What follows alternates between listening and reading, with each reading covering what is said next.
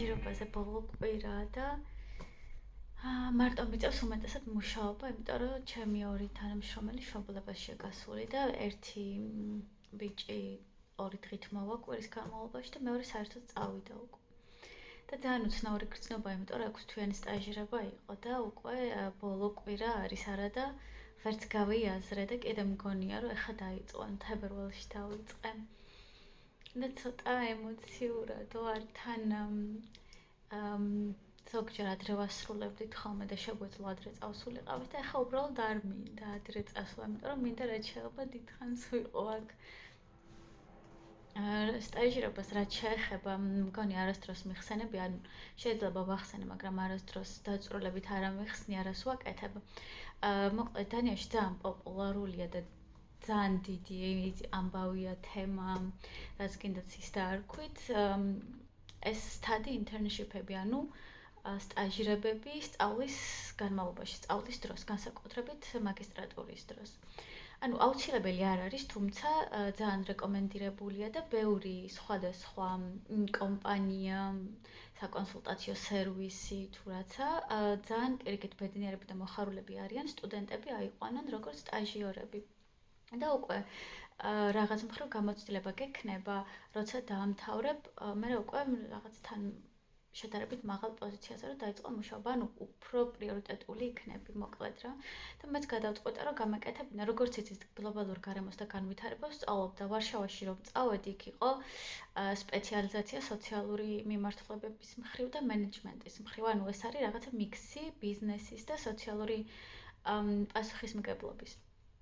არ ვიცი, ახლა შესაძლოა ბევრი თქვენგანს გაგებული გაქვთ სოციალური კორპორატიული პასუხისმგებლობა, ანუ corporate social responsibility, ან corporate sustainability, როგორც გინდათ ისე დაარქვით, უმეტესად კომპანიაზეა ხოლმე დამოკიდებული კიდევ თვითონ რას აკეთებენ და რაზე არიან კონცენტრირებულები და მე უკვე სახელსაც შესაბამის არ ქმევენ, ზოგი საერთოდ ESG-ს ეძახის, ან როგორც თქვენ გინდათ.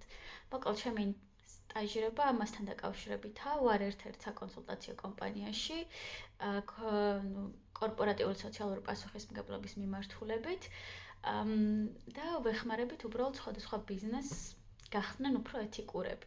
მათთვის, ვინც არ იცის რა არის სოციალური პასუხისმგებლობა, განსაკუთრებით კორპორატიული სოციალური პასუხისმგებლობა, მოკლედ რომ აღწერო, ესაა გაუწიო კონსულტაცია ბიზნესებს და უბრალოდ ასწავლო, უთხრა, როგორ იყვნენ უფრო ეთიკურები, ან როგორ აკეთონ ბიზნესი, არა მხოლოდ იმიტომ, რომ რაღაც ძალიან ბევრი შემოსავალი ქონდეთ და მხოლოდ ფული აკეთონ, არამედ როგორ ანუ აკეთონ ბიზნესი ისე, რომ მიაყენონ ნაკლები ზიანი სოციუმს, გარემოს და თავისთავად ეკონომიკურად, ეთიკურადაც.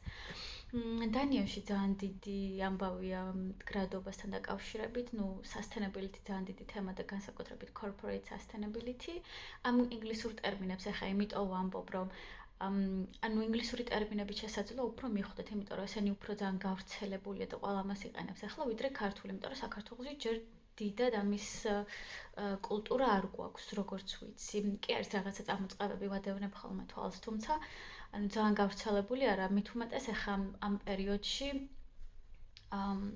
რაღაც კი გასაგებიც არის რატომაც სხვადასხვა პრობლემებია და მოკლედ დანიაშიც რო გქონდეს მსგავსი პრობლემები რაც საქართველოში, ალბათ ისინი ცოტა ანუ უკან ფლანგზე გადაწევდნენ ამას, თუმცა ძალიან ეკონომიკურად და სოციალურად ძალიან კარგად აწყობილი ქვეყანაა და აქვთ იმათი რესურსი, დრო, მოტივაცია, რომ ესეთ რაღაცებზე კონცენტრირდნენ.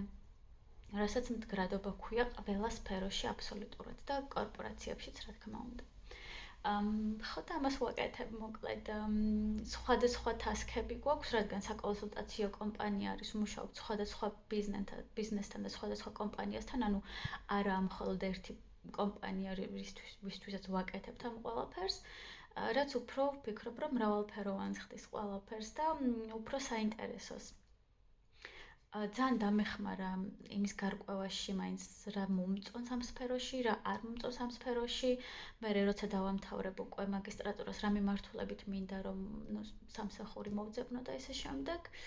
ამიტომ ძალიან კარგი გამოცდილება მათთვის, ვინც ფიქრობს დანიაში სწავლის გაგრძელებას, აუცილებლად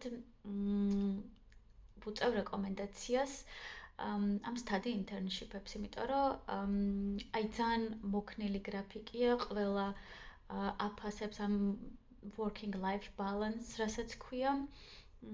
ამიტომ არანაირად ზედმეტად დასტრესილები არ იქნებით, პირიქით, ანუ აქაც ესე ქვია ბრტყელი იერარქია, ანუ flat hierarchy, რაც ის ნიშნავს იმას, რომ ანუ ესე ლეველებად არაა დაყოფილი, ნუ სტაჟიორი, ასისტენტი, ბოსი და ესე შემდეგ. ყველა ერთ გარემოში მუშაობს, ყველა ერთმანეთს სახელით მიმართავს, ყველა თავის დროს, პირად სივრცეს, ოჯახურ ურთიერთობებს ძალიან აფასებს და ნებისმიერ შემთხვევაში შეგიძლია უბრალოდ დატოვო სამუშაო გარემოდ, წახვიდე და ოჯახს დაუთმო დრო. განსაკუთრებით მაშინ, როცა რაღაცა დიდი ივენთები არის ოჯახში და ყველა ამთავრებს სამსახურს 4-ზე. ესა ძალიან კარგი, ზოგჯერ ახალმე ძალიან მოქნილი გრაფიკი, შეგიძლია 7-დან 10 საათამდე ნებისმიერ დროს მიხვიდე, იმუშაო დაახლოებით 7 ან 8 საათი დღეში კომპანიას გააჩნია და მე როცა დაასრულებ, წამოხვიდე, ანუ ესე ფიქსირებული არაა 9-ზე იწყებ და 4-ზე ამთავრებ. შეგიძლია დაიწყო 7-ზე და დაამთავრო 2-ზე ან 3-ზე და უკვე 3-ის მერე თავისუფალი ხარ. ამიტომ კეიდანიური სამუშაო და ცხოვრების ბალანსი ნამდვილად საუკეთესო, რაც მე გამომიცდია და მინახავს. იმიტომ რომ ჩემი მეოთხე ქვეყანაა უკვე ცხოვრების და კი მაგიტო ვფიქრობ და მაგიტო გადავწყვეტე აქ დარჩენა. თუმცა რა თქმა უნდა, სხვა ბევრი ქვეყანაა კიდე, სადაც მსგავსი სამსახურეობრივი ბალანსი ძალიან პრიორიტეტულია და არსებობს, თუმცა მე არ მქონია მსგავსი გამოცდილება. რაც შეეხება სტაჟირებაზე, ბევრნი არ ვართ, პატარა კომპანია და ქვია Global CSR. ჩემი ბოსიც დანიელი არის და უმეტესად თანამშრომლები დანიელები არიან, თუმცა სტაჟიორები ვართ საერთაშორისო სტუდენტები. ნუ საქართველოდან ვარ მე, ერთი სტაჟიორი არის იტალიიდან და მეორე ნახევრად გერმანელია და ნახევრად კოსტარიკელი. თან ყველა, ანუ სამივე ერთ კურსზე ვართ ერთი ასაკის, თუმცა სხვადასხვა პროგრამის, თუმცა სამივემ დავასრულეთ ახლა. და მოკლედ ძალიან კარგად შევაწყეთ ერთმანეთს, მაგაში ძალიან გამიმართლა. ამიტომ კი კარგ ხალხსაც გაიცნობ, კავშირებისთვისაც ძალიან კარგი ვარიანტია და გირჩევთ ნამდვილად. თუ გადაწყვეტთ დანიაში წამოსვლას, გირჩევთ, რომ თავიდანვე დაიწყოთ რაღაცების ძებნა, ვთქვათ, პატარა კომპანიების დაუკავშირდეთ, აქ ძალიან აფასებენ, აი პირდაპირ თქვა, როცა უკავშირდებით, იმიტომ რომ ვაკანსიების უმეტესობა საერთოდ არ იდება ონლაინ, ამიტომ ყველა აფასებს, რამდენად approachable ხარ, ანუ რამდენად შენ თვითონ გაქვს мотиваცია, რომ დაუკავშირდე, ჩანიშნო, შეხვედრა, გაესაუბრო და ესე შემდეგ. და უმეტეს შემთხვევაში თვითონ შენთვისვე ქმნიან ხოლმე რაღაცა პოზიციას, თუ საინტერესო კანდიდატი ხარ და თუ რაღაცა ღირებულება დაინახეს შენში და შენს უნარებში. ამიტომ მაგას აუცილებლად გირჩევთ. სტაჟირებას ან student assistant სამსახურებია ძალიან პოპულარული, რომლებიც უმეტესად პირველი სამსახურია ხოლმე ყველა დანიელისთვის და მე უკვე როცა დაასრულებ სწავლას, მე ძალიან დიდი შანსია, რომ კომპანიამ დაგიტოვოს იმავე სამსახურში, როგორც full time employee, ანუ დასაქმებული. ამიტომ ძალიან კარგი ვარიანტია და მნიშვნელოვანია.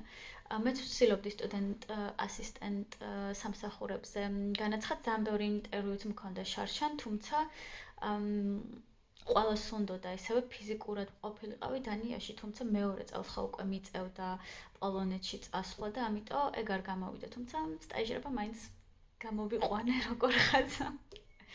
ამიტომ კი, მაგას დაანგერჩევთ, რაც მალე დაიწყებთ, მით უკეთესი ეს ზოგადი ინფორმაცია მაინც გექნებათ და მიმოიხილავთ ზოგადად როგორ ხდება ესეთი ამბები აქ. თუ რამე კითხვა გექნებათ, რა თქმა უნდა, შეგიძლიათ კომენტარებშიც დამწეროთ აქ და დიდი სიამოვნებით გიპასუხებთ. ჩემი საყვარელი ადგილი ამ კომპანიაში არის პატარა უსაყვარლესი ეზო, სადაც გამოვდივართ ხოლმე და ზოგჯერ ლანჩიც გვაქვს ერთად, იმიტომ რომ უმეტესად ლანჩი გვაქვს ხოლმე ერთად ყველას ჩვენი ბოსის ჩათვლით. და ლანჩის დროს ვსაუბრობთ ხოლმე სხვადასხვა თემებზე, არ არის აუცილებელი რაღაცა ფორმალური, ყვა ძალიან არ უყვართ ფორმალურობა. ყველა იმდენად უშუალოა და თავმდაბალი, რომ ძალიან გაკვირვებულები დარჩებით, იმიტომ რომ მეც ეგრე ვიყავი, აი ძალიან მიგვირდა რაღაცა მეთქი აი ლექტორს როგორ უნდა დაუძახო საკუთარი სახელით და კიდე ბოს, მაგრამ ანუ მაგას უფრო აფასებენ, იმიტომ რომ ანუ ესე ერთმანეთს ზემოდან არ უყურებენ რა არასდროს. და იქ მოკლედ ძალიან კარგია და გარემოსაც ძალიან კომფორტულს ქმნის ნებისმიერ სიტუაციაში, იქნება ეს აკადემიური თუ უბრალოდ სტაჟირება ან სამსახური. ან უბრალოდ სამეგობრო წრე. აი ესაა ჩემი საყვარელი ადგილი. აქ ხშირად გამოვდივართ ხოლმე და აქ ვმუშაობთ. და აქ გვაქვს ხოლმე ლანჩი. წარმოიდგინეთ ლექტორს რომ უძახი, "Hey Brian, what's up?" ძალიან შოკი მქონდა, თუმცა ნუ რეალურია. დღეს ბოლო დღეა სტაჟირებაზე და ძალიან მოხუშული ამინდია ვფიქრობდი. ველოს წავსულიყავი, მაგრამ აუცილებლად იწვიმებს და თან ქარი იქნება და ამიტომ წავალისავ მეტროდი. რაღაცა ძალიან უცნაურად ვგრძნობ. თან გაცილება გვექნება დღეს ჩემი. თან ძალიან ბევრი რაღაცის გაკეთებაც მომიწევს ლეპტოპიდან ყველაფრის წაშლა, ნუ შეფასების მონაკვეთიც გვექნება, ნუ ფიდბექის და ესე შემდეგ. ჩემს უფროსთან, სხვა თანამშრომლებთან და ესე შემდეგ. და გვექნება ძალიან კარგი ლანჩი. იმიტომ რომ ვინც მედის ხოლმე, მე ყოველთვის მაქვს დროს რაღაცა ისეც ვაკეთებთ, რაც იმ ადამიანს უნდა და მეც უნდა ავარჩიო დღეს რაღაც.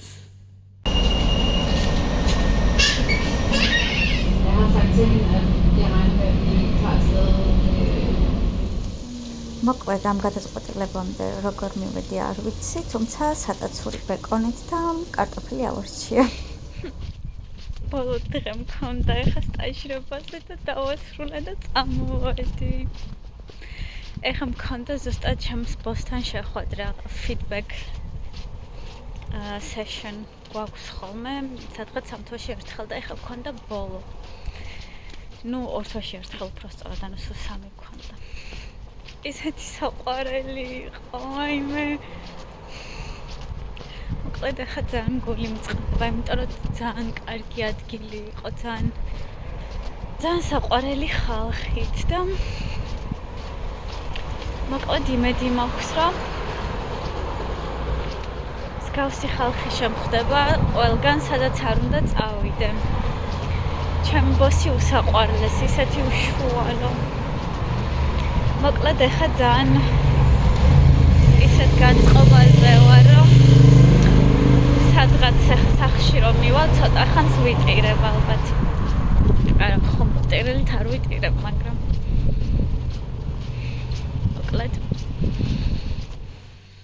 მოკლედ ეს კვირა მაქვს საკიჟეთი გადარბენაზე. 21-ში მაქვს დღეს არის 17. დღეს არის ხუთშაბათი, მოკლედ ორშაბათს 21-ში მაქვს თეზისის დაცვა, რომელზეც დღეს დავიწყე ნერვიულობა, იმიტომ რომ აქამდე არ ნერვიულობდი, ამიტომ მაგისთვისაც მაქვს პრეზენტაცია მოსამზადებელი. მოკლედ თავიდან ბოლომდე მაქვს გადასამეორებელი, იმიტომ რომ ბოლოს როდის წავიკეთე, აღარც მახსოვს. ნუ ეს სტაჟირების ტასკები დავასრულე. კიდე რა მაქვს გასაკეთებელი, ოთახი მაქვს დასაცლელი, ეგ არ მითქვამის თქვენთვის, იმიტომ რომ გადავდივარ ახალ ოთახში, როცა დავბრუნდები უკან. ხო და ყველაფერი დასალაგებელი მაქვს, ჩემი რაღაცები გამოსაზიდით, ჩასალაგებელი, გადასატანი, თუმცა ერთი კარგი ისაა, რომ იგივე შენობაში არის ჩემი ოთახი. ამიტომ ბევრი წვალება ალბათ არ მომიწევს და ანუ ეს გადაზიდვის სერვისების დაქირავება და რაღაცები არ მომიწევს. ეგ ძალიან კაია. მაგრამ ძალიან ბევრი რაღაცას ვემშვიდობები ერთდროულად და ძალიან არ ვიცი როგორ უგრძნობ თავს, ვერ ვიაზრებ, ესე ძალიან მოწყენილიც ვარ, მაგრამ ამავდროულად თან მიხარია, იმიტომ რომ ამ რაღაცების დასრულებას კარგი ხანია ველოდი, განსაკუთრებით თეზისის, იმიტომ რომ ბოლო 1 თვე ძალიან გაიწყელა. დავამთავრებ უნივერსიტეტს, მაგისტრატურას, დავამთავრე სტაჟირება, დავამთავრე ცხოვრება ამ ოთახში, რომელიც ჩემ ძალიან ბევრი ისტორიას ინახავს და მოკლედ ძალიან უცნაური პერიოდია. 21-ში მექნება დაცვა და 22-ში მოვფრინო საქართველოში დაახლოებით 2 კვირით. ესე არდადეგებს ვიწყობ და მე ისევ ჩამოვალ და დავიწყებ ისევ ახალ ცხოვრებას ახალ ოთახში და ვიქნები არა სტუდენტი, არამედ unemployed adult. ნახოთ. ძალიან excited კი ვარ. ეხლა წავალ და ბარემ პრეზენტაციას გავაკეთებ თეზისისთვის, ცოტა ვიმუშავებ. და მე დავისვენებ. დღეს მაქვს თეზისის დაცვა. დღეს საღამოს აღარ ვიქნები სტუდენტი და ვიქნები უბრალოდ unemployed adult. Lovely. გუშინ ხო საგიჟეთი მქონდა, უნდა ჩამევაგებინა ყველაფერი საქართველოსთვის ხვალ მოვფრინავ 3 კვირით დაახლოებით.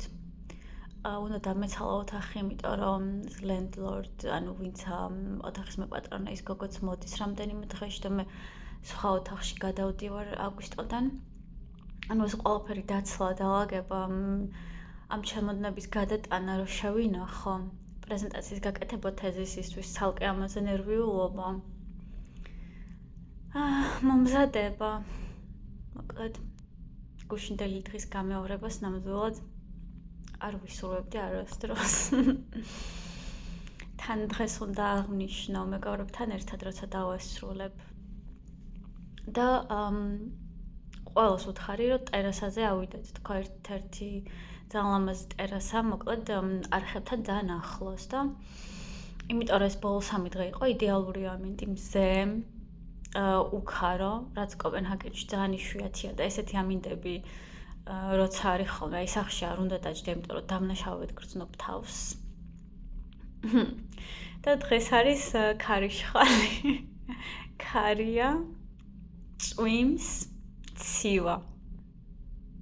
და არა და სხვა იდეა არ მაქვს, plan B არ მაქვს, ანუ მარტო ამ ტერასაზე ვფიქრობდი, სხვაგან დიდად არც მინდა წასვლა, ანუ ძალიან უშუალოდ მინდოდა შეგვიძლია ჩვენი სნექები და სასმელები თქვა დავიტანოთ და არ მინდოდა რაღაცა რესტორანში ან ვახშამზე წასვლა, იმიტომ რომ აი პირიქით ესეთი ძალიან უშუალო შეხვედრები ძალიან მიყვარს ხოლმე, მით უმეტეს ამ ხალხთან, იმიტომ რომ ახლოს ვარ და ძალიან ფორმალური სახის მიცემაც არ მინდოდა.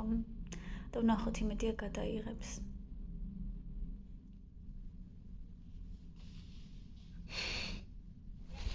იდეალურად ჩაიარა ყველაფერმა. უმაღლესი შეფასებაც მივიღე. და საყვარელი ფიდბექით. და ეხლა დრო აღნიშნოთ. წავედით ეხლა აღნიშნოთ ამ წვიმაში. ეხლა ამ ოთახს რო ვცვლი, ერთადერთი რაც მახარებს ისაა, რომ აი ამ სარკეს მოვიშ. აი ამამით არა უნდა. წარმოიდგინეთ ეხლა ტერასაზე ამ ამინდში. ვერ განახერხან.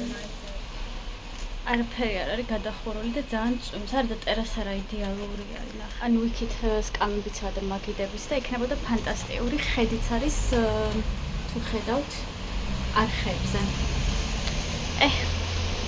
რა უნდა წვიმა. And like, you know, so people like the customer from where we can get money and so on. Yeah. And then we came and they were like, very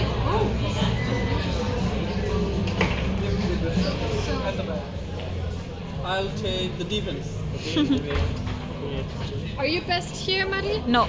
Okay, we can do you Change. Yes. change now? Yes, I want to change.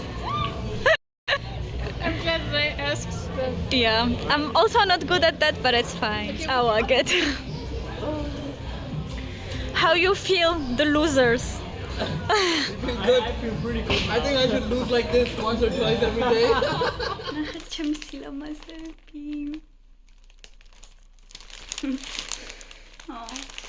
ეხლა ხვალ ფრენა მაქვს და სავარაუდოდ მომიწევს საერთო არეაში დადება ქოცნების რა თქმა უნდა. ძალიან მინდოდა რომ ჩემს ოთახში ყოფილიყო ორივე. მე ხვალ ფრენა მაქვს და ესე ვერ დავტოვებ, აქ ძალიან დაჭკნება და იქ ვიღაც მაინც მოუვლის. ძალიან საყვარლები.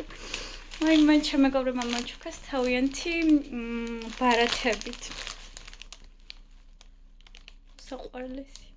ძალიან საყვარელი დღე იყო. ეხლა დაქანცული და მკვდარი ვარ. და ეხლა კიდე უნდა ჩავალაგო ცოტა. და ხვალ გამთენისას უკვე ფრენა.